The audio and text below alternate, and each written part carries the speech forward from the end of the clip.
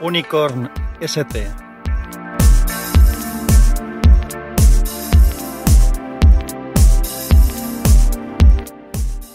Capítulo 11. El iPhone y yo.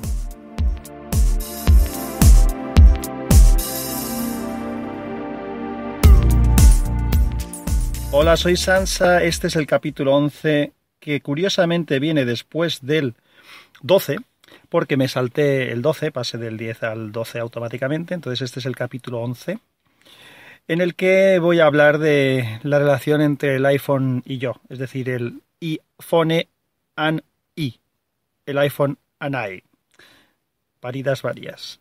Bueno, la cuestión es que el iPhone ha cumplido 10 años, para muchos cambió el mundo.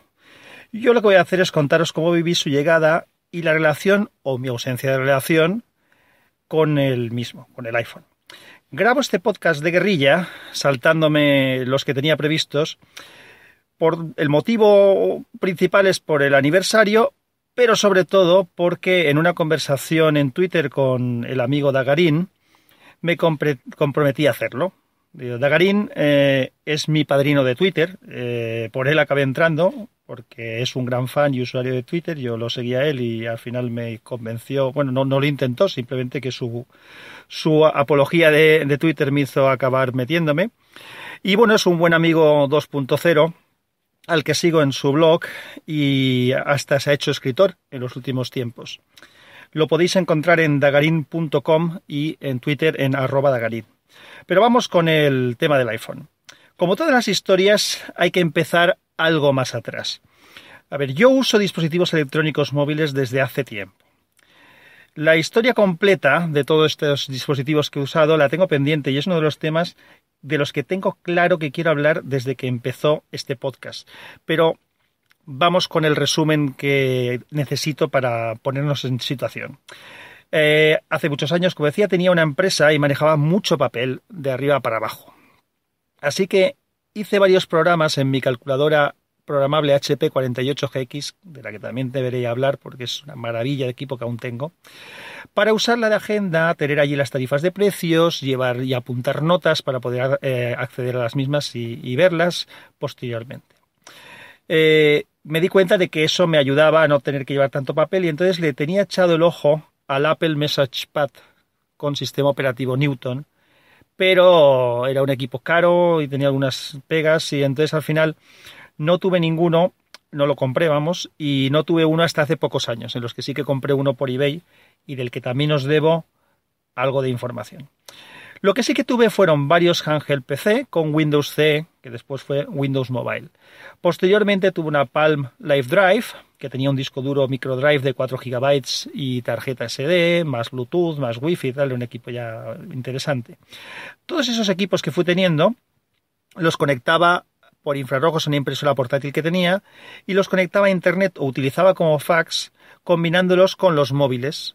Primero mediante infrarrojos con un Ericsson GH688 que tenía un módulo de infrarrojos que tenías que conectarle, posteriormente con un Nokia 7110 que ya tenía los infrarrojos integrados, con el Nokia 7650 que fue el primero que tuvo cámara y posteriormente ya con Bluetooth o también por infrarrojos con un Nokia 6600 que era un equipo ya con Symbian que tenía aplicaciones, juegos, Google Maps, Gmail, navegador Opera, la suite ofimática con procesador de texto y hoja de cálculo, que me parece que era Documents to Go, la suite esta que llevaban.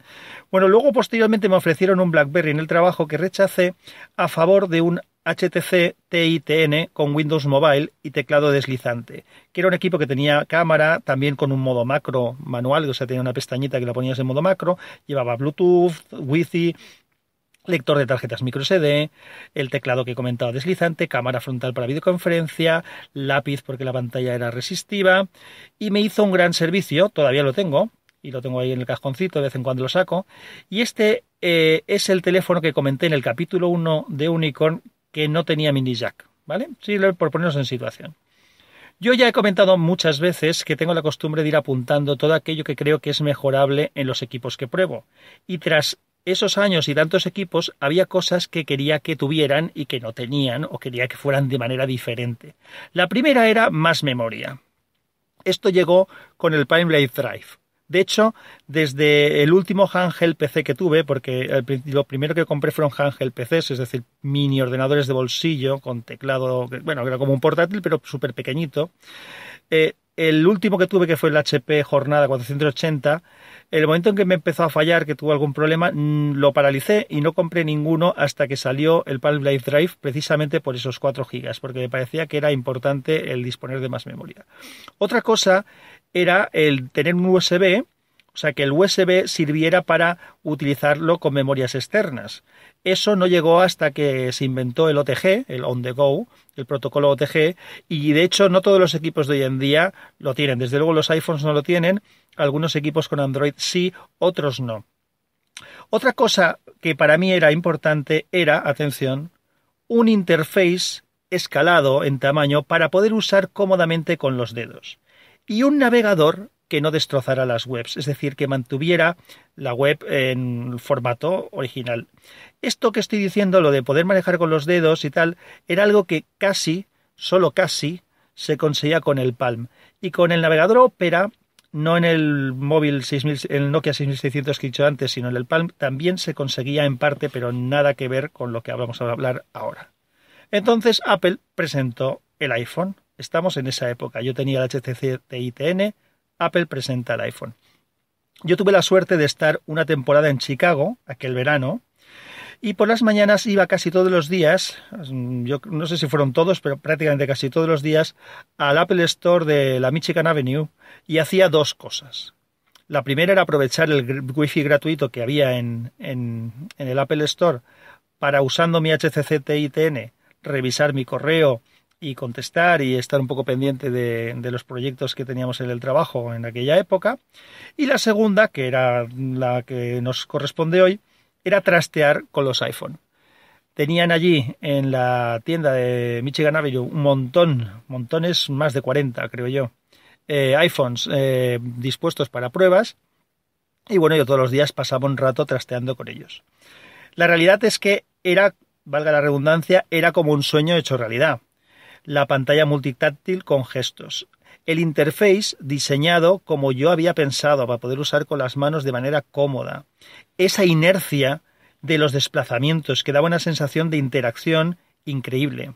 Esto es algo que tardó en llegar a otros sistemas y que ahora vemos como normal, lo de la inercia de los movimientos cuando desplazas, pero no lo era. De hecho, si cogemos ahora un equipo antiguo, como yo tengo varios, eso lo hago de vez en cuando, sorprende que no se tengan estos desplazamientos y las transiciones entre una aplicación y otra, entre un menú que se abre y otro. Todo eso, cuando no se tiene, da la sensación de algo muy rudo. Por tanto, me encantó el iPhone, pero tenía algunos pecados. No tenía posibilidad de copiar-pegar. No tenía aplicaciones. Eso me pareció lo peor con diferencia, que no pudieras cargar aplicaciones ni tuviera ningún sitio de donde cargarlas. Esto era algo que a mí me gustaba mucho, tanto del Palm como de Windows Mobile. Insisto, no tenía. No querían que tuviera aplicaciones externas. Lo de la App Store vino bastante más tarde, ¿vale? Entonces no tenía tampoco búsqueda en la agenda. No había búsqueda en la agenda. Solo te valía, tenías que ir deslizándote por las letras, por el menú de la agenda, por todos los contactos que había allí, hasta que encontrabas el que tú querías. Bueno, sí que podías moverte un poco por las letras, pero era un uso como una agenda de papel prácticamente. Aunque yo descubrí un truco para que consistía en ir a abrir un mensaje o un correo electrónico, empezar a escribir el nombre, entonces consultaba la agenda, te lo localizaba en la agenda, entonces tú de ahí le dabas al nombre, podías entrar en los detalles del contacto y desde los detalles del contacto ya te dejaba otra vez o mandar un correo, con lo cual ya te lo podías haber ahorrado, o llamar por teléfono a alguien. Entonces era la manera que encontraba yo más cómoda de buscar a alguien. Esto que estoy diciendo no es que tuviera yo el iPhone, esto eran las pruebas que hice, pero es que pasé bastantes horas toqueteando los iPhones. El reproductor de música y el carrete de fotos eran alucinantes también. En aquella época eso era flipante. Y sobre todo el navegador funcionaba excelentemente bien. No deformaba las páginas y además podías hacer zoom de una manera muy natural, haciendo con los dedos, desplazarte de forma natural por la página web. Impresionante, esto era realmente muy interesante. Algunos defectos después se corrigieron, como el tema del copiar y pegar, Y lo más importante, el tema de las aplicaciones. Apple se dio cuenta de que eso era interesante y eso sí que fue un cambio drástico. Es decir, la App Store ha sido un súper negocio y es un gran negocio para Apple, y los desarrolladores son los que han aportado más valor, creo yo, a lo que es iPhone y iOS en general. Bueno, el caso es que, claro, yo quería un iPhone. Yo quería un iPhone, pero mi compañía telefónica de entonces yo estaba en Vodafone, había estado siempre en Movistar, pero casualmente la empresa en la que trabajaba yo en aquel momento estaba en Vodafone y yo el teléfono que utilizaba en la empresa era el mío personal, que lo cambié de titular. Entonces, pues no podía pedir un Movistar, estaba exclusivamente en Movistar, no podía pedirlo. Y entonces el precio de libre era indecente. Mi mujer, de todas maneras, como sabe que me gustaban estas cosas, estuvo a punto de regalarme uno y estuvo haciendo trámites para ver si traía uno de Bélgica.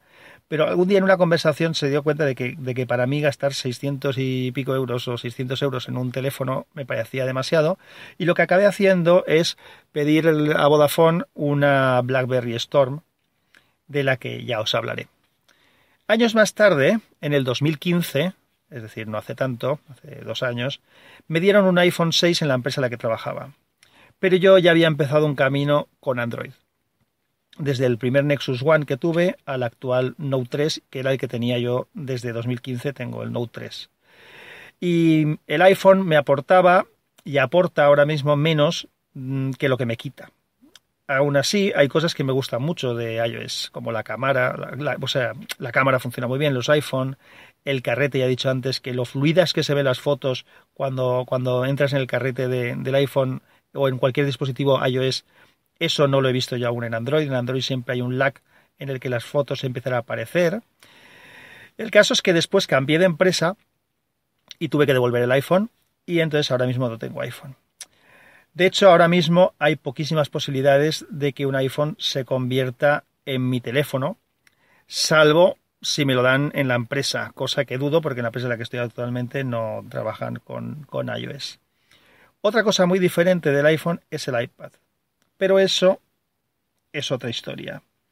Así que, chicos, nos vemos en el próximo capítulo. Esto ha sido todo lo que tenía que comentar del iPhone hoy. Podría decir más cosas, pero creo que con esto es suficiente. Nos vemos pronto. Un abrazo a todos. Chao.